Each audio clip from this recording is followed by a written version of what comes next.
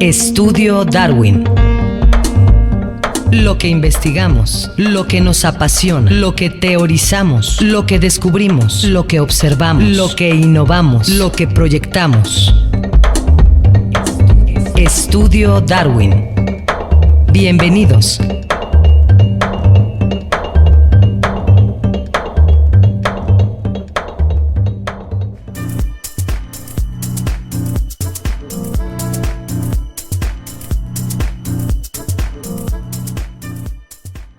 Muy buenos días, sean bienvenidos a esta 27ª edición de Estudio Darwin, la última de esta temporada, de la primera temporada. Les damos la más cordial bienvenida en esta mañana gélida. Esperemos que estén bien abrigados o todavía en la cama disfrutando de una buena colcha. Así de que vamos con una rola, vamos a ir directamente con Carla Morrison, Hasta la piel, creo que se llama la canción, ¿verdad? Sí, y ya ahorita regresamos y les presento lo que va a haber este día en el programa. No te quiero perder, que la distancia se devore nuestra miel y perdamos la fe. No te quiero tener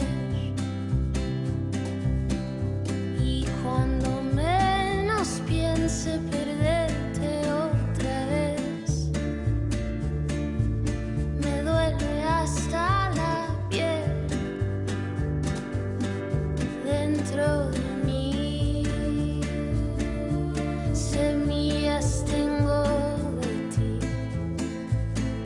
y sin ti pueden querer morir.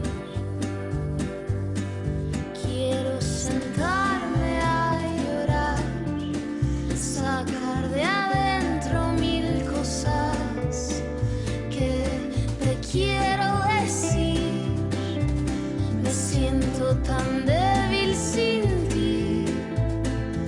Quiero guardarme a la moral, darte unos besos que quizás tenga que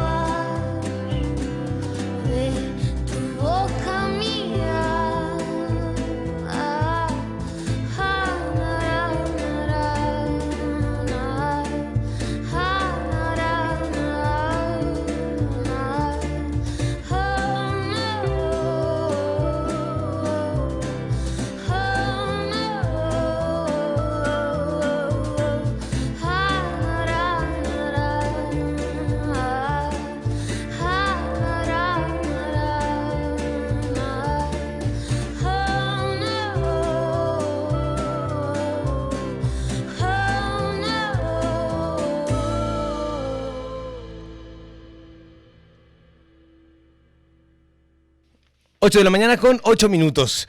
Ni me presenté correctamente, Israel. Y bueno, Israel está en los controles técnicos. Bienvenido, gracias. Buenos días, Israel. Alexis va a estar con la comunicación, como siempre, cada sábado con ustedes. Por cierto, les voy adelantando los teléfonos 31 34 22 22. Las extensiones son 12801, 12802 y 12803. Creo que alguien más nos va a apoyar hoy en teléfonos, ¿verdad? Hola. ¿Nos vas a apoyar? Bienvenida. Susana, muchas gracias por estar aquí con nosotros. Y el que no va a estar disponible hoy para ustedes es el WhatsApp. Siendo este el último programa de la temporada, aparentemente el WhatsApp decidió tomarse unas vacaciones adelantadas y simplemente no prendió hoy, así que, bueno, pues hoy el teléfono no jaló, pero prometido que estará resuelto para la segunda temporada que iniciamos en enero y seguramente también ya en vacaciones estará disponible por ahí. Oigan, tengo también por ahí redes sociales disponibles para ustedes. Está el Twitter, que es Darwin_Estudio. El Facebook, que nos encuentran como Estudio Darwin, y también los programas ya grabados en video los pueden visitar y consumir a través de YouTube en el canal Estudio Darwin. Dicho lo dicho, déjenme decirles que el día de hoy vamos a tener un programa bastante menos rápido, porque no vamos a tener tantos cortes como habitualmente es. En la Universidad de Guadalajara ya está de vacaciones y por alguna extraña razón los intercortes se reducen a 1, así que eso está padre porque vamos a poder tener una charla menos interrumpida con nuestra invitada del día de hoy. Ahorita se las presento. Nada más quiero rapidísimo mandar 2 saludos. Uno, a toda la gente que estuvo ayer en la posada del Esta UDG. Qué padre organizaron. Muchas gracias a quienes se tomaron la tarea de organizar la posada. Se sentía muy buena vibra ayer entre todos los compañeros. La verdad es que siempre, en el Esta UDG siempre hay como una muy buena convivencia. Seguramente tiene que ver con este rollo de que cuando la cabeza está bien, lo demás funciona bien, ¿no? Y Quique, que es como Enrique, que es tan poco beligerante, tan ¿cómo decirlo? Tan dado a la empatía, que de repente eso es lo que fluye en el Esta UDG. Así que bueno, un saludo a Enrique Velázquez y por supuesto a toda la gente del Esta UDG, incluidos y los que no hayan estado por ahí en la posada. Yo me tuve que ir rápido, pero estuvo muy agradable. Muchas gracias a quienes lo organizaron. Y quiero hacer una confesión. Los 3 libros de la marihuana no fueron entregados por un error mío y solo mío, y por lo tanto me comprometo el día de hoy, tanto a ti, Josefina, Francisco y Saúl, a los 3 los voy a contactar personalmente y les voy a entregar personalmente en el domicilio en el que ustedes me lo soliciten el libro, ya que uno de ustedes incluso vino aquí a Radio Universidad y fue por un error de comunicación mía. Entonces, el día de hoy lo tendrán en el libro si así lo deciden, y si no, en la semana nos ponemos de acuerdo, ¿sale? Pero los 3 libros los tienen seguros, fue nada más tontería mía. Y dicho esto, pues ya, bienvenida. ¿Cómo estás, Paula? Buenos días. Hola, ¿qué tal? Buenos días. Muy buenos días a todos y a todas. ¿Cómo te fue a ti con el frío? Bien, hasta eso no me pareció tan frío esta mañana. ¿No? Bueno, no ¿será que porque me quedé sin gasolina, va? Y entonces ahora todo lo siento al doble. Oye, me da muchísimo gusto platicar contigo por muchas razones. Nos acompañaste en el Paraninfo cuando se hicieron este coloquio que se hizo, respecto al matrimonio igualitario o a la diversidad de familias. No me acuerdo cuál era el nombre exacto, porque era un nombre largo como la Cuaresma, ¿verdad? Sí, pero padre, porque el nombre era muy claro respecto a de qué se trataba. Sí, sobre la igualdad. Lleno el lugar, ¿te acuerdas? El Paraninfo, eso fue algo muy refrescante, que no estuvimos desangelados. Y yo ese día que comenté con otras personas las distintas ponencias, me pareció que la tuya era sumamente consistente, ¿no? De repente, incluso con expertos de diversidad sexual, con gente de diversidad sexual, escuchas algunos términos incorrectos, ¿no? Y escuchas algunos abordajes que dices, ay, si estás partiendo todavía de la discriminación, o estás partiendo todavía de ese chip que traes inoculado mal, ¿no? Y me encantó que tú estabas hablando de la problemática de género de la mujer. Y cuando te referías a mujeres transexuales o transgénero, no hacías ninguna distinción, o sea, les dabas el mismo tratamiento de mujeres. Y eso me pareció sorprendente, ¿no? No es tan usual en México, ¿no? ¿Tú cómo lo ves? Bueno, qué bueno que me dices que así te pareció y que te pareció consistente. Y yo creo que efectivamente la única persona que tiene el derecho de decidir y definir cómo es uno mismo, o una misma, ¿no?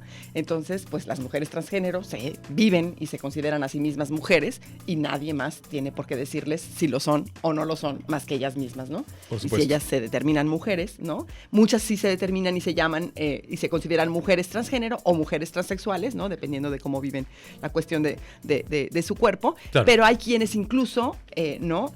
Son mujeres que se consideran, ellas se llaman a sí mismas mujeres de género, ¿no? Porque no se consideran transexuales ni transgénero, pero sí se consideran mujeres, ¿no? Entonces, dice, pues yo soy mujer porque soy mujer. Oye, pues ¿no? ya le estamos entrando muy directo al tema y antes quisiera que tanto el auditorio como yo te conociéramos un poquito más. Claro. ¿Eres casada, soltera? Soy casada, tengo 2 hijas, bueno, tengo ya 21 años de casada, voy a cumplir 22 años de casada, tengo 2 hijas. ¿Te casaste de 5 o qué? Me casé, gracias. No, me casé chavita, me casé de 24, sí, terminando la maestría me casé. No, sí, te ves muy sí, joven. Sí, mi esposo es del DF y entonces, pues los noviazgos a distancia pegan más duro que los que están aquí en la misma cuadra, ¿no? Y entonces, sí, nos casamos chavos los dos de 24 y bueno, tenemos 2 hijas, una de 19 y una de 17, Julieta y Romina, y mi esposo se llama Armando. Y pues tengo todos estos años de casada y ¿qué más te cuento? Pues Tú eres muy progresista, ¿no? O sea, Soy. Tu parte política y tu parte social es absolutamente cargada a la izquierda. Sí. ¿En tu casa cómo se vive esto? ¿Tu marido también? No. ¡No me digas! No, mi marido Ultraderecha, ¿no? Sí, no es ultraderecha, pero sí es medio. No, mira, la verdad es que en términos, digamos, de mentalidad es bastante abierto, ¿no? Ajá. Y mis hijas son ultra progresistas, ellas dos sí son muy así. Es bastante abierto. En la parte política luego diferimos en la parte de la visión económica y de la visión de justicia social del mundo y esas cosas. Tenemos nuestros debates intensos, interesantes, Claro. ¿no? Pero Es que los progres somos muy idealistas, ¿no? Y entonces luego salen quienes dicen, sí, qué padre, pero no se puede. ¿no? O sea, Entonces ustedes ahí sigan soñando. a veces nos deschongamos un poquito por cuestiones de eso, ¿no? De una visión más socialista, más de equidad y justicia social y un poquito más capitalista por el otro lado. Y bueno, ahí es interesante, ha sido Claro. interesante. Pero yo creo que en términos como de la ideología y de la formación a las hijas y de lo que tiene que ver con los derechos de los demás y esas cuestiones sí hemos compartido una visión común, ¿no? En mi familia de origen, en mi familia, que somos 6 hermanos, sí podría decir que soy la más progresista o la más radical de mis hermanos y hermanas, ¿no? Pero ¿Y de sin embargo, tus padres? de mis padres ¿Tuviste también. ejemplo o no? Fíjate que tuve una hermana de mi papá feminista, ¿no? Elena Lazo, que realmente ella es Elena Urrutia, la conocen en la academia, pero su nombre de origen es Elena Lazo. Y ella fue feminista en el Colegio de México, fundadora del programa de estudios de género del Colegio de México, y entonces ella de alguna manera me influyó mucho. Siempre la admiré un montón, ¿no? En esa parte. Y entonces mi papá no era tan progresista, pero a la hora de la hora era como muy abierto, porque finalmente en términos de cultura y en términos de libros y en términos de acceso a la información, siempre, nunca fue este libro no lo puedes leer o Claro. sí, ¿no? Y en términos de justicia social, mi mamá siempre fue muy involucrada, siempre ha sido muy involucrada en echarle la mano y involucrarse en las comunidades. Tiene años con un dispensario en el Cerro del Cuatro, en Polanquito, y entonces esa parte de su vivencia cotidiana con la realidad, Claro. pues como que te toca de otra manera, Aunque no sea desde lo progre, sí Sí. está ahí como la preocupación por sentirte parte de la solución, ¿no? Exactamente, ¿no? Está Y en mi familia padre. ha sido como interesante porque aunque no son tan progresistas, son muy abiertos todos y súper respetuosos. Esa parte sí ha sido muy interesante y muy padre. Porque luego ¿no? está Porque rarísimo siempre ha habido también, mucho ¿no? respeto. Te das cuenta que las líneas entre la derecha y la izquierda son a veces invisibles. Y a veces a ver, como decíamos ayer con unos amigos, a ver, el que te preocupes por los pobres no te hace de izquierda, ¿no? Claro, O sea, no. Y el que veas por tu empresa, por la salud de tu empresa, tampoco te hace de derecha, ¿no? Claro, o sea, exactamente. puedes vivir las dos cosas y tu filia política ser distinta, ¿no? Sí. Y yo creo que luego son como bien dices, es una línea muy delgada y son luego sutilezas, ¿no? Y ahora que está todo, me parece que tan permeado de lo políticamente correcto, y, Sí, ¿no? sí. Y entonces Todo los pragmático, políticos todo es hablan, pragmatismo, ¿no? ¿no? Hablan utilizando siempre, dirigiéndose a los hombres y a las mujeres al mismo tiempo, pero en su vivencia cotidiana discriminan un montón, no Claro, tienen una claro, visión de género. Entonces, ahí me parece que estamos en un momento en donde luego a la gente le cuesta trabajo distinguir que realmente pues están discriminando o que realmente no valoran con igualdad a las personas, ¿no? Entonces, Bueno, está por el ahí- caso en esta semana de Ana Gabriela Guevara, ¿no? Que tiene un Terrible. incidente de tránsito. Yo supongo que ella no es suavecita para reclamar algo. Se le asume, se le ve en el carácter, ¿no? Siempre ha tenido un carácter muy alfa, ¿no? Y Pero de ninguna manera eso justifica, Absolutamente. fuera hombre o fuera mujer, fuera quien fuera, la violencia que recibió de regreso, ¿no? Terrible. Pensar que 4 hombres patearon en el piso a otro ser humano. O sea, Exactamente. olvídate de género. O sea, eso ya es inaceptable. Sí, sí. Pero después lo que es terrible, o que a mí me parece que termina de darle al traste a esta situación, es la muestra de rechazo que ha tenido en redes sociales por haberse atrevido a denunciar, por haberse asumido víctima de esta situación, y entonces ahora se le han volcado en contra como, o sea, como ¿por qué? ¿No? O sea, Claro. como ¿por qué ella es la culpable de algo? Claro, y es terrible, la verdad es que es vergonzoso. Cuando uno lee los mensajes que le mandan y las cosas que le dicen, es Unas vergonzoso, vulgaridades. ¿no? A cualquier persona. Pero a mí me sorprende muchísimo y me indigna aún más que sí creo que tiene que ver, porque es una mujer que Sí, no sí, encaja sí, en sin el duda. prototipo Sí. y en el estereotipo Sí. de mujer que como mexicanos esperamos, ¿no? Entonces a mí esa parte me parece terrible. Sí, porque O sea, incluso había obviamente, mensajes así como ¿no? de, pues si pareces macho, compórtate como que macho, te y cosas así. esperes, ¿no? dices, Y que "No puede esperas, ser". ¿no? Eso es lo que es terrible. Entonces sí creo que gran parte de la agresión, ¿no? O sea, que estos 4 tipos seguros se iban a parar a defenderse del tipo, así en su momento pensaron que era, Claro, que era un de tipo, quien ¿no? fuera, ¿no? Pero que luego fue, además es una tipa que no, Ajá, que no exacto. es tipa, ¿no? Que no- que no es sumisa. ¿Qué ¿No? le pasa, no? Entonces, Claro. pues más, ¿no? Entonces, yo tengo ahí una hipótesis y yo sí creo que gran parte, porque la violencia de género, la violencia hacia las mujeres ha aumentado terriblemente. Sí, o sea, y no los solo en México, feminicidios no han solo en aumentado México. terriblemente. Y yo sí creo, tengo como una cierta hipótesis en donde sí siento que muchos de los hombres machos, de los hombres que no consideran que los seres humanos somos iguales Ujú. en todos los ámbitos, iguales en términos de Sí, derechos, por supuesto. ¿no? Y en términos de dignidad, que están como cobrándosela, como diciendo, si tú crees que no, tú Es crees cierto. que eres independiente, tú crees que puedes sola, a ver si es cierto, ¿no? O sea, y a ver como- si puede. Y entonces están intensificando la agresión. Y me parece que desafortunadamente las autoridades y quienes son responsables de controlar la chiquiti- violencia les queda grandísimo. no se dan cuenta, no hacen, creen que están haciendo acciones y no terminan de hacer las acciones correctas. No estamos pudiendo saben por sensibilizar a dónde las va la personas, onda. a las comunidades, a los niños en las escuelas, por supuesto, a los jóvenes.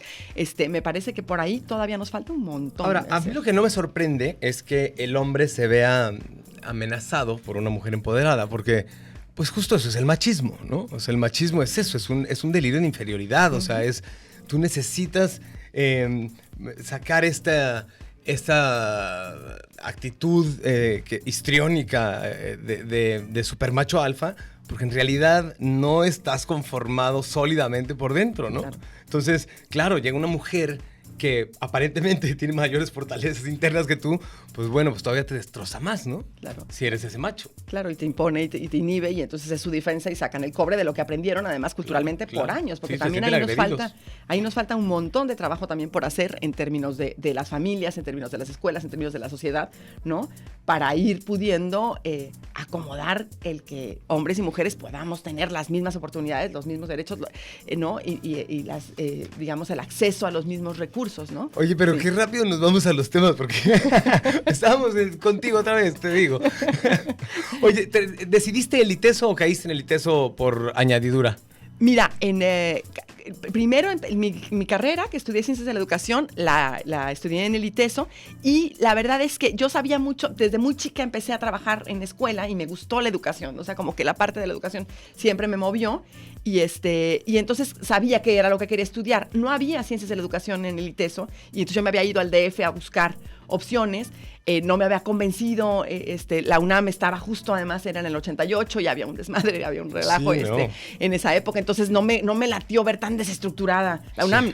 El campus y la universidad pues te mueve el tapete padrísimo, Sí, pero padrísimo. la falta de estructura y pensar que no iba a haber quizás maestros y todo eso me dio un poquito de susto, y no me animé, y las otras que fui a ver no me llenaron, y aquí solo había pedagogía en la UP, que no iba a estudiar yo en la UP, obviamente. No. Obviamente, ¿no? Y había también otra de pedagogía no era la UPN, era otra, no me acuerdo cuál era.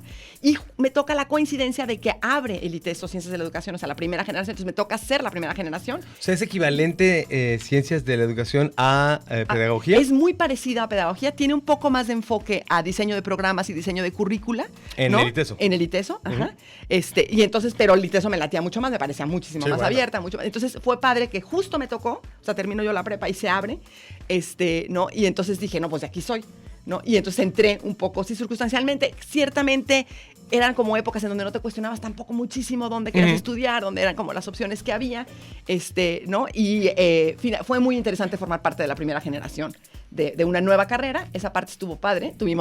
Fuimos conejillos de indias en muchos sentidos también. Claro. Pero también fue padre porque sí te escuchaban más porque era la primera generación y toda esa parte. Entonces, sí se esperaba tu retroalimentación, ¿no? Sí, con ansias. sí. No eras una lata. Sí, y entonces la licenciatura la estudié en el ITESO y terminando me quería ir a la maestría y ahí sí me puse a buscar y a investigar y me fui a Luisiana, a Louisiana State University. Ahí estudié la maestría en diseño curricular y planeación educativa.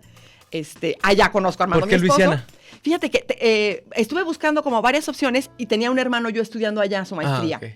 Y entonces me dijo, oye, he oído que el Departamento de Educación está padre acá, échate un clavado. Me metí a buscar, vi de autores, había unos muy interesantes, ¿no? El doctor Piner y la doctora Monroe, que me gustó mucho su visión y su ideología, y fui a conocer la universidad y me encantó el ambiente, y bueno, pues sí había como un lazo también afectivo de mi hermano, conozco a mi esposo allá en Luisiana, ¿no? Entonces fue una experiencia padre, y Luisiana es una parte, la verdad, de Estados Unidos muy distinta, porque tiene un bagaje cultural entre que estuvo conquistada por los franceses y que estuvo conquistada por los ingleses. Entonces tiene toda esta parte Cajun y toda la parte de la comida, la música, el jazz, que te jala un montón y es una experiencia muy distinta a las partes típicas de Estados Unidos. O sea, no es el americano típico, ¿no? El que vive allá. ¿Cuál ¿no? de las ciudades grandes de Estados Unidos cuál te quedaba más cerca?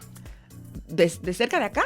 De allá, No, Nueva Orleans. Nueva Orleans Bueno, es lo yo que te vivía en quedaba más Baton cerca. Rouge, que es una ciudad Baton de buen tamaño, ¿no? Y digamos que para la fiesta y para todo lo cultural y eso nos íbamos a Nueva Orleans. Vaya, ¿no? que para la fiesta de Nueva Orleans. Sí, padrísimo, la verdad, que muy suave. Y la comida es deliciosa, la comida es sabrosísima, la verdad. Y la gente es como, pues como que tienen más raíces. Entonces eso fue interesante, fue padre. Es que la verdad es que en Estados Unidos es difícil encontrarte al gringo Donald Trump, pues, ¿no? O sea, la mayoría de los norteamericanos son bastante alivianados. Es más, de repente te encuentras más latinos que se ponen que no hablan español. No, pero sí hay, mira, por con ejemplo, el supernopal.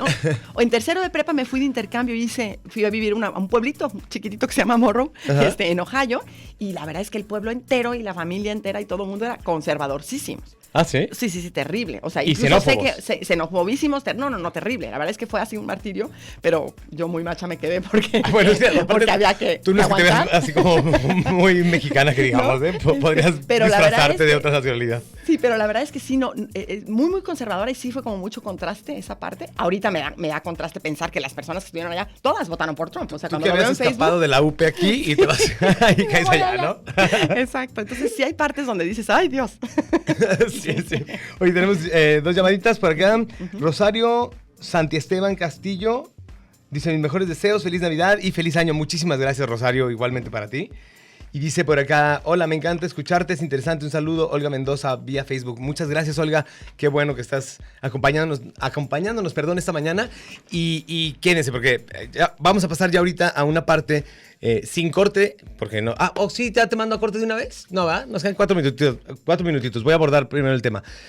Paola Lazo es una persona sumamente comprometida y conocedora del tema de derechos humanos y de cómo estamos en el mundo respecto a derechos humanos. Esto la lleva también a abordar otros temas que van de la mano a los derechos humanos, como diversidad sexual, como toda la cuestión de violencia de género, derecho a decidir sobre tu cuerpo, etcétera, etcétera, ¿no? Todo lo que tendría que ver finalmente con la gama de libertades o de protecciones que tienen los derechos humanos. Primero, yo creo que no se puede imaginar a un Estado, a un país que no se comprometa con los derechos humanos. Yo creo que a ese país no se le puede ver un futuro brillante, ¿no? O sea, tendría que partir desde ahí y entonces, si estamos de acuerdo en eso, Paola, ¿qué onda con México? ¿Está comprometido el Estado mexicano? ¿Es garante de los derechos humanos de cada individuo? ¿O de repente pueden más estas visiones de, no, pero es que ese es delincuente, entonces a ese hay que bajarle 2 rayitas a sus derechos humanos? Claro, mira, lo que me ha tocado ver, por un lado, a lo largo de mi experiencia y ahora a lo largo de mi investigación doctoral, es que México realmente es un país que en términos de legislación y en términos de postura política y estatal, digamos, está a la vanguardia y está a favor de los derechos humanos, ¿no? Claro. O sea, si tú ves las legislaciones de México, si tú ves la reforma del 2011, que es una maravilla y que a lo mejor a algunos se los agarró de madrugueta y no se enteraron de lo que estaban acordando y reformando, ¿no? Es una reforma de vanguardia, ¿no? Nuestra Suprema Corte de Justicia de la Nación, A mí me la caen re bien. mayoría, A mí me la caen re verdad, bien. la mayoría son Sí, jueces que de veras y magistrados que de veras están a la vanguardia, que de veras tienen una ideología liberal, sí. ¿no? Y Cuesta trabajo encontrar una resolución de los últimos 10 años de la Suprema que digas, Sí. qué porquería, qué mal sustentado está. No, Sí. la verdad es que normalmente Entonces, están muy bien sustentados. Yo creo que hemos tenido muchos avances Sí. sólidos y consistentes, ¿no? En el sentido, en materia de derechos humanos, en donde de verdad se está considerando que lo primero que nada es la garantía a los seres humanos, la garantía a las personas. Incluso es una visión no individual, ¿no? Sino esta visión de pro persona, que siempre hay que garantizar los mayores derechos para los grupos vulnerables. Y entonces ahí, por ejemplo, se corrige toda esta confusión de vamos a votar para que no se apruebe tal derecho, ¿no? Bueno, los derechos humanos no se ponen a votación. Exacto, O sea, no exacto, son derechos de las exacto, mayorías, exacto. ¿no? Muchas veces son derechos de las minorías justo porque están tan vulneradas que es a quienes hay que proteger, Exacto. ¿no? De las mayorías que están justo Sí, con- sí. en la otra postura, ¿no? Entonces, sí creo que en términos legislativos hemos avanzado bastante bien y ahí vamos, ¿no? Lo que creo que no ha ido de la mano es este cambio cultural, ¿no? Ujú. Me parece que el propio Estado y no ha hecho todas las acciones en términos de políticas públicas, en términos de políticas educativas, para ir generando estos cambios entonces de visión, de manera que la sociedad pueda recibir y pueda entender por qué se necesitan estos cambios y por qué esta manera de pensar que nos haga más humanos, más solidarios, ¿no? Y tener un México más equitativo, ¿no? Sobre todo siendo muy conscientes de que del otro lado, o sea, desinformando a la sociedad, está un ente muy poderoso como la Iglesia Católica, que si ha vendido la historia que ha vendido, te vende cualquier cosa, pues, ¿no? Claro. O sea, cualquier cosa te puede vender Claro. la Iglesia Católica. Entonces, tienes un país con más del 90% de católicos y con una arquidiócesis y con un liderazgo todavía muy presente. No es como en otros países que dices, bueno, en Brasil se les está cayendo el changarro. No, aquí no se les está cayendo ningún changarro. Ningún changarro, ¿no? O sea, si los casos de pederastas no les tomaron el changarro, ya que más se los puede tomar nada. Claro, ¿no? claro. Y además ha sido muy interesante. No sé si te has dado cuenta, en los últimos años, incluso toda el ala conservadora han tomado el discurso de los derechos humanos de su parte. Y entonces ahora Sí, es su loquísimo. batalla hacia esta visión progresista de los derechos humanos es también a través de un simulacro, me parece a mí, de derechos humanos, pero también argumentan y defienden, ¿no?, su derecho a decidir qué tipo de familia formar. Exacto, Su derecho, el exacto. derecho de los niños a no ser vulnerados por Aparte tener nos, unos padres nos roban todo homosexuales, ¿no? el léxico. Entonces, están agarrando el mismo discurso, Sí. ¿no?, para armar y sostener sus discursos conservadores, a la hora de la hora discriminadores, a la hora de la hora en muchos de los casos falsos, por supuesto. O sea, todo lo que pasó ahora con la polémica del Sí, matrimonio bueno, igualitario pero- fueron falsedades tras falsedades tras falsedades, pero como tienen una autoridad moral exacto. tan fuerte en nuestro país, digamos, pues la gente se lo creía. Es que hay ¿no? Y la personas que ni gente- siquiera consideran que exista la posibilidad de que el párroco o el cardenal o quien sea deliberadamente vaya a mentirles. O sea, hay gente que ni siquiera lo considera posible, pues, ¿no?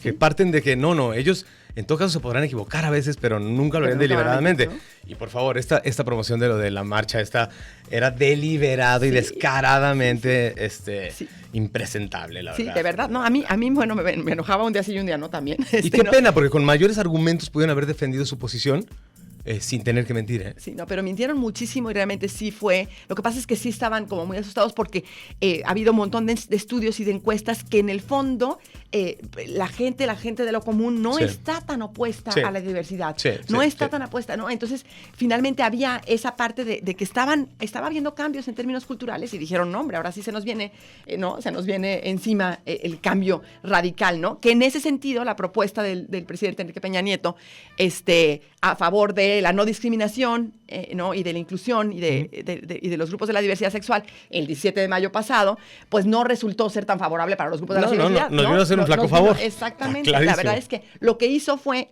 porque era un movimiento que se venía haciendo como más despacito y más bajito a la mano, pero cada grupo todos los grupos de la diversidad iban haciendo en sus propios estados sus acciones y iban avanzando. Sí, sí, ¿no? incluido Y vino Jalisco. la verdad es que vino la propuesta de Peña Nieto y lo que vino fue a despertar, ¿no?, a las almas Sí, furibundas de sí, la edad sí, conservadora a decir, a ver, Sí. ¿no? Sí. ¿no? Y entonces se unieron fuerzas y bueno, mostraron músculos sin duda, tienen recursos, son un montón y tienen muchos recursos, ¿no? Y tienen esta parte de adoctrinamiento tan fuerte Sí, sí. que lo que les dicen se les cree, ¿no? Y Sí. entonces, y utilizan luego cuestiones morales que mueven fibras muy sensibles van a poner en riesgo a los niños, van a poner, ¿no? Cuando no se desconoce plenamente cómo se dan los procesos de adopción en este país, se desconocen un montón de cuestiones, ¿no? Y entonces, la desinformación y la ignorancia por un lado y luego la desinformación hicieron el clic perfecto. Perfecto. Y hay que ser bien claros en algo, ¿eh? No vamos a vencer al adversario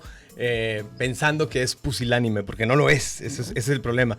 No tienen 2000 años haciendo su chamba porque sean tontos o porque sean nada más una panda de mentirosos. No. O sea, la verdad es que sí, a veces hay mucho maquiavelismo dentro de la organización, pero también hay coco. O sea, también saben qué hilos jalar, Claro. cuándo jalarlos, saben qué fibras tocar, cómo tocarlas.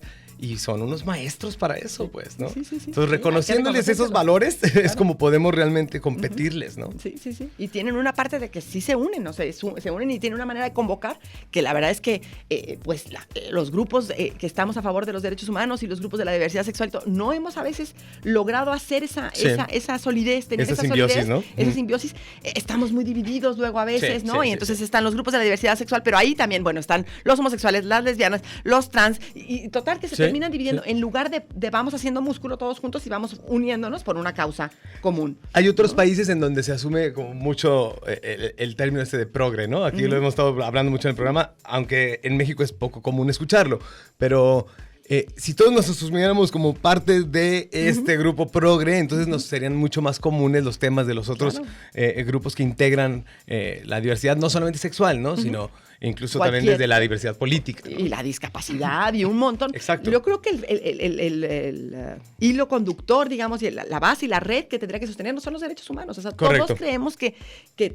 cada persona, que cada ser humano es quien tiene que decidir sobre su vida y es en sí mismo digno, ¿no? Y merecedor de cualquier trato digno y justo, ¿no? Tenemos unas llamadas y nos tenemos que ir al intercorte porque cuando regresemos, si les pareció que empezamos un poquito duritos con los temas, espérense a que regresemos del corte porque ahí sí se van a levantar las almas del purgatorio.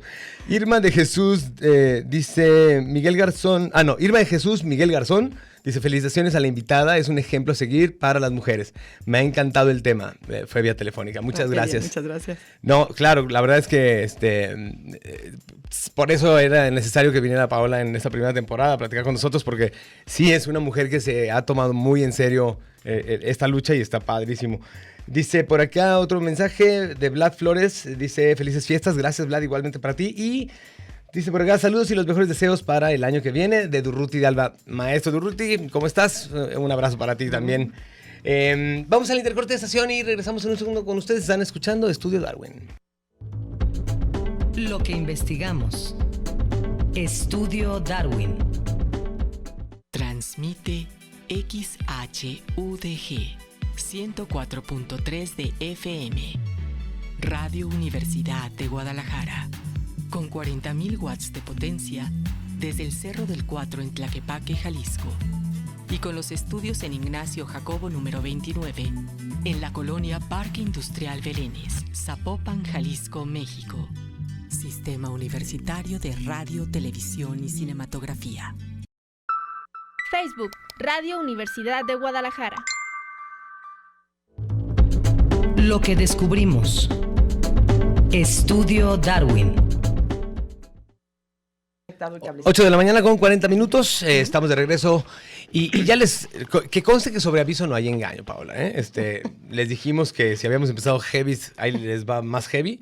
Nada más antes, por acá dice Sergio: les deseo lo mejor a todos. Tengo una pregunta: ¿qué pasaba en Cuba con la cuestión de los derechos humanos cuando estaba Castro? Híjole, pues, ¿qué pasaba, verdad? Los grupos vulnerables, algunos de ellos como los de diversidad sexual, la pasaron muy mal, sí. Muy, muy mal, y recibieron un trato injusto, impresentable, ilegítimo, tanto que el mismo Castro, ya de viejo, lo reconoció. Sí. Y es una pena porque tampoco tuvo los tamaños para decir una disculpa pública, así categóricamente, pero sí dijo en el tema de los compañeros homosexuales nos equivocamos, ¿no? Algo así lo dijo. Sí. Y la verdad es que sí hubo se equivocaron horrible. Hubo una persecución terrible, la verdad es que sí. Persecución, discriminación, agresiones, violencias físicas, torturas, ¿no? Hay una película muy bonita que es medio documental que se llama Vestido de novia y la hizo una socióloga investigadora cubana. Y se tardó 10 años en filmar esta película y es sobre una mujer trans. Es durísima la película, pero es muy buena, muy recomendable porque te pinta un panorama muy claro de cómo se vive la visión de la diversidad sexual en Cuba, ¿no? Y cómo se vivió Claro. en los años anteriores. Es muy bonita película, muy buena. Y sobre todo cuando empezó la revolución, yo no sé qué traía Fidel en la cabeza, pero había una hazaña muy específica contra la... Bueno, a ver, no solamente era contra la diversidad sexual, sino todos los que no eran desde su punto de vista útiles para la revolución, entonces eran lastres, ¿no? Que había que ir soltando de alguna manera y sacándolos de circulación.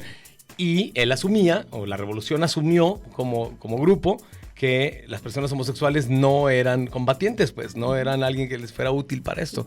Sí, estaba finalmente parados también en el estereotipo, ¿no? O sea, sí, porque seguro hubo muchos homosexuales que lucharon, ¿no? O sea, finalmente una causa es una cosa, ¿no? Exacto. Y la orientación sexual es otra, ¿no? Sí. Y había esta visión que sigue persistiendo, ¿no? En donde se considera que la orientación sexual, no la atracción que una persona siente Claro. por personas de su mismo sexo, Se nota. ¿no? Se nota y definen además tu convicción por la vida. Exacto. Definen, ¿no? Cuando O lo único tu que sistema define, de valores, ¿no? Y cuando lo único que define es quién te gusta y con quién te sientes a gusto Sí. en la intimidad Sí. erótica y sexual. Sí. Así es, ¿no? ¿No te pasa que te pones a reflexionar un poco y dices, en 50 años vamos a voltear hacia atrás como humanidad y vamos a decir, ¿en serio discriminamos a estas personas por tener los ojos de un color distinto? O sea, es lo mismo, sería el equivalente, ¿no? O sea, yo creo que hacia allá tiende la ciencia. Todavía no tenemos una certeza absoluta de qué determina la orientación sexual, pero en todo caso podríamos creer que es multifactorial, puede haber un componente genético, sí, puede haber un componente también sociológico y uno ecológico, hay varios componentes, ¿no? Pero lo que es un hecho es que no es un proceso consciente de decisión. Exactamente. ¿No? Creo que ahí sí están de acuerdo todos los psicólogos, psiquiatras y asociaciones del mundo. No es algo que tú decidas en conciencia. Por lo tanto, cuando asumimos posiciones de discriminación o de ataque a estas personas, a las personas de la diversidad sexual o a personas con otra característica que las haga distintas, es como discriminar a alguien por su color de ojos. Sin duda, ¿no? Y bueno, hace ya 20 años que la Organización Mundial de la Salud quitó la homosexualidad de la lista de enfermedades, ¿no? Y todavía encontramos a muchísimas personas que siguen creyendo, sí, pues que los homosexuales no están bien, ¿no? Que los homosexuales no están bien. Que es una enfermedad con tratamiento. Es una enfermedad con tratamiento que hay que tratarlo. O sea, todavía la semana pasada fui yo a un taller que parecía muy hermoso, ¿no? Y finalmente me encuentro en el fondo de la ideología de quien exponía, ¿no? Que pues sí, que la verdad es que los homosexuales pues sí se pueden y cuando uno sabe cómo ayudarlos y cómo acompañarlos y cómo, ¿no? Coronarlos, pues, y hacerles sentir personas valiosas, se les cura, ¿no? Se les quita la homosexualidad. Entonces dices, todavía es terrible, la Esa verdad. persona necesitaría conocer a más gays porque sentirse valiosos, o sea, ¿no? todos se sienten reinas, así que, o sea, valiosos se sienten valiosísimos.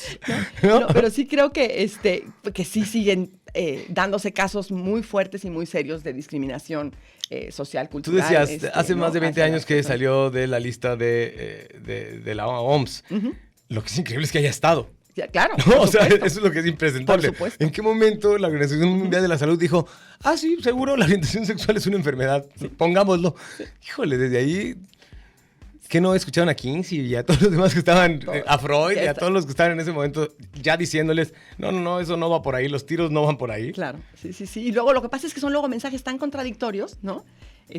Que finalmente terminan a veces queriendo, digamos, en términos de protocolos de protección, terminan a veces colocando, ¿no? Por ejemplo, colocando como enfermedad, como un poco desde esta visión de protocolo para poder ofrecer los tratamientos, y terminan a la hora de la hora causando más daño que, ¿no? Sí, La verdad es que las etiquetas, aunque las utilizamos y las tenemos para poder entender el mundo, muchísimas de las veces las etiquetas lo que hacen es justo clasificar a las personas, clasificar a los seres humanos, y entonces, en lugar de ayudarnos a entender, nos ayudan a discriminar y a separar y a segregar, ¿no? Y eso es terrible. Bueno, terrible. ¿y es parte de la naturaleza del ser humano? O sea, el ser humano ya tiene en su ADN el asunto de discriminar por distintos motivos, por seguridad, por Mira, yo creo que más que discriminar, que lo tengan en su ADN, lo que sí se ha visto mucho en el desarrollo, por ejemplo, infantil y en mi experiencia, lo que me tocaba ver, sí tendemos, los seres humanos, a clasificar, o sea, necesitar acomodar las cosas por colores. No, sin duda. Entonces, esta clasificación... es natural. Hay algunos que somos control que necesitamos etiquetas para poder entender estos son los vasos, estos son los platos, estas son las personas, estos son los animales, nos ayuda a entender el mundo y eso está bien. Correcto. Ahí no hay discriminación. No, la discriminación viene después y viene más en el aprendizaje y en la socialización, que es más de los adultos, que aprendemos a decir estos son mejores que estos otros, estos son más valiosos que otros. Y ahí es cuando empieza toda la discriminación. Pero no hay siempre implícito eso. Si dices, niños, esos son humanos y estos son animales. Sí, eso está implícito. Pero está implícito que los animales de alguna forma creemos que son menores a nosotros. Sí, lo que te quiero decir es que justo si tú ves, por ejemplo, a los niños y a las niñas interactuar con los animales, nunca están diciendo, el perro es menos que yo. No parten de ahí, tienes razón. No parten de ahí, conviven con ellos, interactúan con ellos, igual entre ellos mismos. Sí. O sea, sí, y lo que sí sucede es que socialmente vamos aprendiendo a que lo diferente nos empieza a dar susto. ¿no? Pero es aprendido. Yo estoy segura que, o sea, y lo que me toca a mí ver en términos de discriminación con los niños, o sea, conforme van creciendo y van siendo más grandes, sí, van siendo más gachos unos con otros, ¿no? Y de chicos no lo son, ¿no? Y si cuidamos muchísimo el entorno, y de veras son entornos donde hay trato igualitario para todos, y de veras buscamos convivencia sana y armoniosa, y tenemos una base de educación para la paz, por ejemplo, la verdad es que los niños y las niñas no discriminan. En la adolescencia aprenden a discriminar en monstruos, otros contextos. Aprenden a, y en la infancia tardía, o sea, los 11 años, los niños y las niñas aprenden a ser muy bravos. Empiezan, y ya luego en la secundaria mucho, se pero destrampan. Es muy social.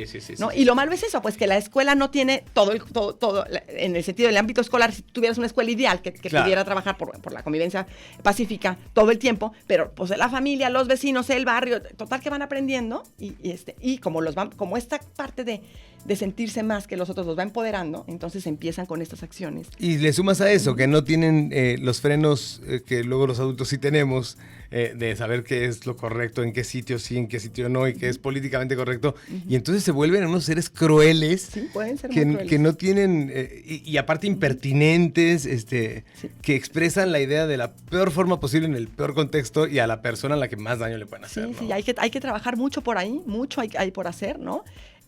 Pero sí, además, si no lo trabajamos a tiempo, luego es muy difícil transformar. No, y luego ves adultitos que también son igual impertinentes, igual de... Sí, y ahora, por ejemplo, las redes sociales tampoco nos ayudan tanto porque como no tienen a la persona en físico enfrente, se animan a decir unas cosas, ¿no? Es la pantalla, pues, ¿no? Entonces van y sueltan. El todo anonimato lo que causa muchos cobardes. No ven la reacción del otro, no ven al otro ofendido, no ven al otro conmovido, herido, ¿no? Y entonces, pues siguen, ¿no? Es terrible, ¿no? Entonces, sí, también a lo mejor ahí el consejo sería, si tú eres el atacado en las redes sociales, pues tampoco te pongas herido, porque, a ver, las cosas de quién vienen, ¿no? Sí, pero hay palabras que por más que no quieras, que te quieran, ¿no? Sí. Uy, le pegan a uno en el alma. Y aparte muchas veces le dan de pura chiripa, ¿verdad? No sabía que te estaban tocando el botón más sensible posible. Oye, hablando de botones sensibles que le vamos a tocar, pero al auditorio, qué mal estamos con el tema del aborto, ¿no? Qué mal estamos con el tema del derecho que debiera tener cada mujer para decidir sobre su maternidad o no maternidad y en qué momento de su vida, ¿no? Claro. Sí, yo sí creo que estamos, que el tema de la interrupción legal del embarazo, ¿no? Que inicia además todo este movimiento y toda esta lucha de las mujeres, empieza por supuesto en grupos de mujeres, pero empieza desde 1935 en nuestro país, ¿no?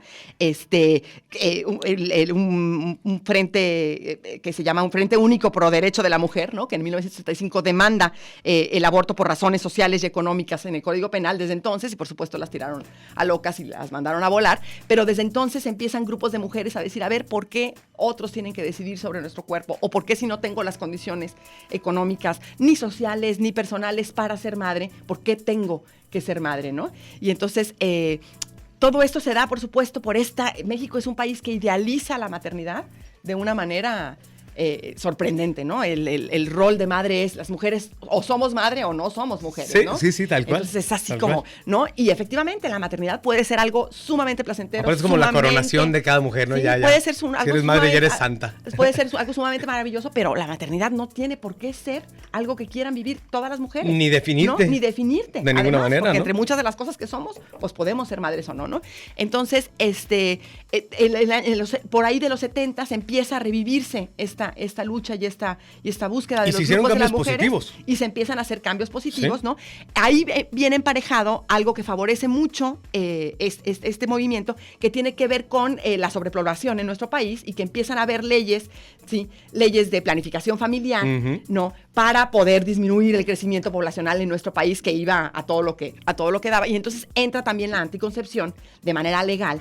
Y entonces las mujeres empiezan a poder controlar su sexualidad, ¿no? De manera voluntaria, ¿sí? Y a través de tratamientos hormonales, o sea, de las pastillas anticonceptivas. Incluso la iglesia le bajó 2 rayitas a su oposición a la anticoncepción, ¿no? Sí, tuvo su No- racha. no al aborto, pero sí a la anticoncepción. Tuvo su racha y entonces empezó luego con los métodos y el método natural y el método empezó como a hacer otras opciones, pero así decir, bueno, pues sí, no podemos estar teniendo todos los hijos que Dios nos dé, ¿no?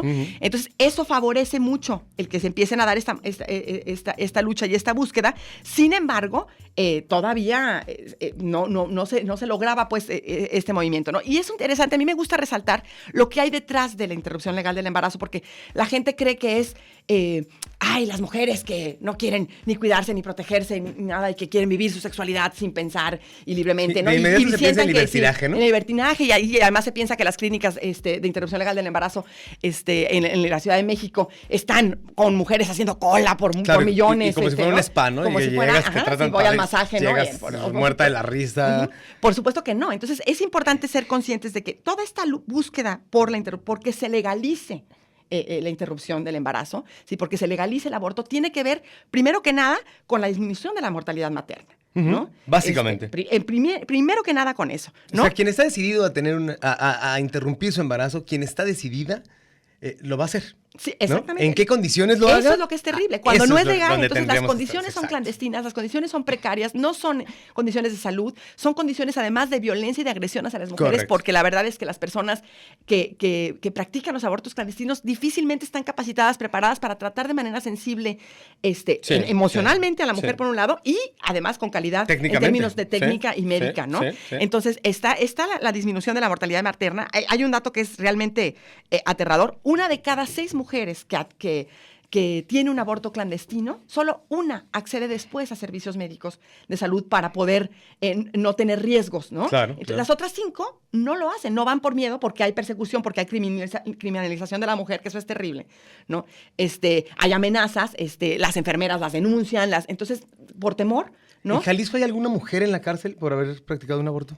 Mira, que yo sepa, no, pero hay de En Guanajuato, denuncias, sí. En Guanajuato sí, que yo sepa de caso específico, no, pero lo que sí sé es, por ejemplo, en el año del 2009 al 2011 se hizo un seguimiento de cuántas denuncias penales había por casos de mujeres que habían adoptado, eran 670 y tantas, o sea, eran más o menos 200, ¿sí? Denuncias ¿Y las penales. denuncias quién las hacía? ¿Las enfermeras? Las hacen las enfermeras o las hacen los médicos, ¿no? Que atienden, que llega la mujer desangrándose, por ejemplo, ¿no?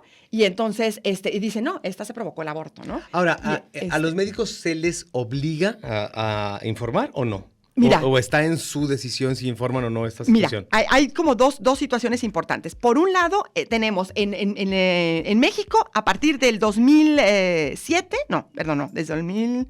Ya me estoy yendo aquí, perdone. Sí, desde 2007 el aborto es legal en la Ciudad de México. En la Ciudad de México. En el Distrito Federal. Y En casi ese entonces, simultáneamente se agravaron las leyes en Jalisco, en Guanajuato, Ajá, y en un montón de exactamente. lugares. Entonces se hace, en el 2007 hubo ahí una demanda de inconstitucionalidad y quisieron frenarlo. Y no lo Finalmente la lograron. Suprema Corte de Justicia de la Nación lo ratifica. Y cuando ratifica la Suprema Corte de Justicia de la Nación, entre el 2008 y el 2011, 16 estados blindan sus Exacto, códigos exacto. civiles para decir que digamos que la formación de un ser humano se da desde la concepción, ¿no? Cuando en la Organización Mundial de la Salud Sí, e incluso en el código civil del Distrito Federal se dictamina clarísimamente que el embarazo, digamos, se puede considerar cuando el útero, o sea, digamos que cuando el feto se implanta en el útero, o sea, cuando hay implante en el útero, que esto va haciendo a las 12 Desde semanas. ahí se le daría carácter de persona. Pues no de persona, Todavía no. sí, pero de embarazo, de gestación ya, sí, más viable. Porque ya hay toda una formación más, ¿no? Pero no necesariamente de persona. Pero por eso está reglamentado que antes de las 12 semanas de embarazo es cuando se debe de realizar. Pero evidentemente no Para hay un que ser no haya humano, riesgo. no hay un ser humano autónomo, o sea, ahí no hay un ser humano que pueda respirar, que pueda comer, que pueda Pensar. No hay un ser humano ahí. Exactamente, no. Entonces, lo que sí sucede es hasta las 12 semanas de embarazo se da legalmente la interrupción del embarazo, y además esto también es por ¿A cuestiones... las 12 semanas es cuando le empieza a latir también el corazón al feto? Ay, creerás que... Pero creo que por ahí anda, ¿no? Sí. Lo que te como quería muchas decir, confluencias ahí. Ajá, sí. Y lo que te quería decir es, también es importante porque después de la 12ª semana hay riesgo de salud también para la madre. Entonces también es lo que se tiene que evitar, buscar, ¿no? Se busca evitar, ¿no? Los embarazos adolescentes han aumentado también un montón en los últimos 2 años, Sí. ¿no? Entonces también esta cuestión de la interrupción legal del embarazo lo que busca es, ¿no? Prevenir que las adolescentes que se embarazan en una edad en la que todavía no están listas para ser madres, pues puedan acceder a servicios de salud e interrumpir su embarazo si no estaba en su plan de vida y si no estaba dentro de lo que era su proyecto. Sí, porque los conservadores, vital, ¿no? los conservadores se aferran mucho al asunto de decidir por los demás cuando es correcto o no es correcto traer a un ser humano al mundo, pero no los veo igual de preocupados, igual de comprometidos adoptando niños en los hospicios. Hay 30,000, por cierto, para adoptar. Si nos están escuchando los que están tan opuestos al aborto, pues órale, esos 30,000 niños seguramente la gran mayoría fueron de chicas a las cuales no se les permitió abortar y que tampoco querían tener al niño y lo van y lo abandonan como si fuera una mascota. Por lo tanto, si tan aferrados están en contra del aborto, pues entonces se tienen que convertir en parte de la solución ustedes, que son los que están tan aferrados. Y fíjate que ahí tocas 2 puntos muy importantes. El primero que también detrás de la interrupción legal del embarazo está, y en mi manera de pensar, individual de pensar, es una de las razones prioritarias que yo defiendo, es la autodeterminación de la mujer a decidir sobre su cuerpo y sobre su vida. Por supuesto, es más, ¿no? ni siquiera habría que argumentar todo esto. Entonces, todos estos argumentos te los se digo porque agradecen tus además, argumentos, pero... Sí, pero a mí me parece que el que es vital y que es central es el derecho de cada mujer a decidir sobre su cuerpo. ¿no? Y extendiéndolo un poco más, de cada ser humano. O sea, si yo quisiera mañana, porque me estorbe el dedo chiquito de la mano por cualquier cosa, quitarme, es mi cuerpo al final del día. Digo, podría ser incomprensible, podría ser impresentable, una locura, lo que sea, pero este cuerpo nada más me pertenece a mí. Sí, entonces, esa es una parte importante. Y la otra parte que me parece también muy importante es esta desinformación que hay e incluso idealización en términos de lo que podría ser la vida de esa criatura al nacer, ¿no? Claro. Entonces, yo te obligo a tenerla, pero cuando la tengas, yo no me involucro para nada. No, y entonces la gente desconoce realmente cómo son los procesos de adopción en nuestro país, ¿no? Y creen que una pareja que quiere tener hijos puede ir y decir quiero un bebé y le van a dar un bebé. No, y le dan a escoger entre 5, ¿va? Y le van a dar además un bebé. Claro, la verdad es que no es cierto. No es cierto. Todos los niños que son abandonados, absolutamente todos, entran primero. A un centro, a un albergue, a un centro como el Hospicio Cabañas o como otros muchos que hay, ¿no? A un albergue donde lo cuidan y lo sostienen, pero es un albergue finalmente, no es un hogar. Por más que sea el albergue más amoroso del mundo, es un albergue. Y que en muchos casos no son los más amorosos del mundo, entonces, hay que ser claros. De entrada en general es ya el abandono, que hay una violencia y una agresión para ese bebé, ¿no? Y luego el albergue. Y lo que se tiene que hacer por ley es buscar primero que nada a los familiares inmediatos de ese niño. Correcto. O esa niña. Correcto. Y asegurarse. Entonces, esa búsqueda... Porque aparte el gobierno está obligado a eso. A eso, ¿no? sí, o sea, porque antes de darte una adopción, tienen que haber asegurarnos tachado que no haya ningún familiar que quiera ningún hacerse tío lo cargo de quiere. ti. Ningún tío, ningún abuelo, nadie lo quiere. Y se van a la familia, a las 3 esferas de la familia. O sea, la familia directa, luego al núcleo segundo y luego hasta la familia tercera. Eso les toma años. Pero imagínate también esa agresión para el niño de decir, mira, tu mamá no te quiso, pero tampoco tus 14 tías, pero mucho menos tus 4 abuelos y ni siquiera los vecinos. O sea, eres casi basura. Así es que el primero que llegue te vamos a entregar. Entonces, ahí es donde digo que hay mucho desconocimiento y entonces se cree, ¿no? Porque les toma años, toma 3, 4, 5 años, ¿no? Y lo que termina sucediendo en este país es que los niños van creciendo y son niños que se forman y viven en albergues. ¿no? Exacto. Y que a los 18 años los botan del albergue. Y ahora sí, defiéndete, carnal. Tú solo. Defiéndete. ¿Sí? Si bien les va a los 18, porque la mayoría a los 15. Qué loco. ¿no? Entonces, esa parte es bien, bien difícil también. Y me parece que hay un desconocimiento muy fuerte, ¿no? Y se prefiere entonces que tengan una vida, pues ahí, media, ¿no? A que la mujer decida a tiempo, ¿no? Sobre su cuerpo. Y que ojo, entonces, esa parte ya casi nos tenemos que ir, Paola. Nada más que sí me gustaría dejar como bien claro algo. Es verdad que si hay que argumentarlo, este argumento de ¿para qué traer una vida al mundo misma que no se le van a dar las oportunidades en igualdad para conformar a un ser humano que se sienta amado, valioso, etcétera, etcétera? Eso es un argumento de mucho peso, ¿no?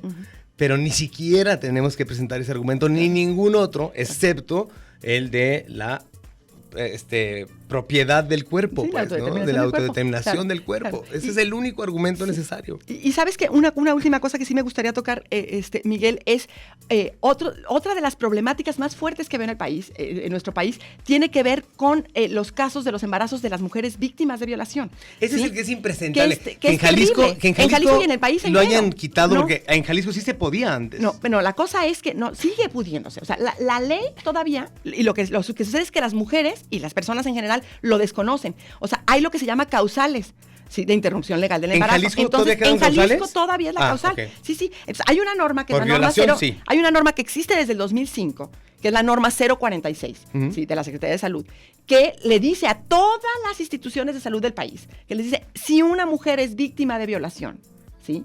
Y acude contigo, lo primero que si acude luego tienes que proporcionarle la pastilla del día siguiente, ¿sí?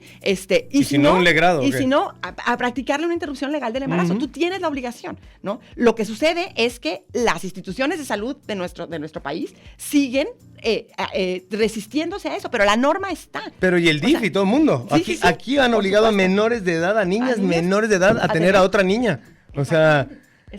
y aparte lo anuncian los medios y lo presumen como si fuera de verdad el gran logro. Entonces ahí me parece que tenemos una batalla todavía muy fuerte. Híjole, ¿sí? pero porque es una causal legal, porque está la norma además que lo impone, ¿no? Pero hay una resistencia terrible de los médicos en general, que se oponen, ¿no? Y victimizan. O sea, las pobres chicas ya fueron víctimas de una violación sexual, o sea, ya las agredieron, ya les marcaron su vida, resultaron además embarazadas y luego tienen además que tener la agresión de los médicos que le dicen, a ver, se me hace que a lo mejor tú lo quisiste, a ver, cuéntame bien, lo tienen que volver a contar. No traigas minifalda, ¿va? ¿no? Y entonces la norma ya cambió y dice, con el hecho de que la mujer, de que la chica o la mujer diga, fui violada, se le va a creer.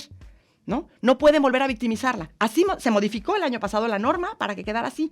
De todas maneras. Ojo a todas ustedes mujeres que nos están escuchando. Entonces es importante que las mujeres sepamos esto. Por supuesto también los varones que apoyamos a las mujeres. Por supuesto. ¿no? Que sepamos esto para que podamos entonces exigir nuestro derecho. ¿No? Terriblemente, a mí me da mucha pena que todavía es un viacrucis para las mujeres esta lucha, pero están en su derecho, si fueron víctimas de violación, claro. ¿sí? La ley las protege y tendrán que entonces acudir también. Hay organizaciones que están impulsando y apoyando a las mujeres en ese sentido y hay que acceder a ellas, ¿no? Y ojo, probablemente existe el caso, no lo conozco, yo de todas las mujeres cercanas a mi vida, tanto en familia como en amigas, que he hablado con ellas, para todas el proceso de un aborto es un proceso muy complicado, es un proceso muy duro, fuerte. Emocionalmente súper complejo. Nadie aborta por deporte, nadie aborta por gusto. En todo caso es una decisión muy compleja de tomar y cuando se toma deja normalmente una huella, deja dudas, deja un montón de cosas. Entonces lo mínimo que podríamos hacer como sociedad es no complicarles más el proceso. Claro, ¿no? Y apoyar y no juzgar. Que ya es jodido el proceso, claro. ¿No? Pero y todavía nosotros vamos ahí a jorobar más. Paola, encantado que nos hayas acompañado hoy.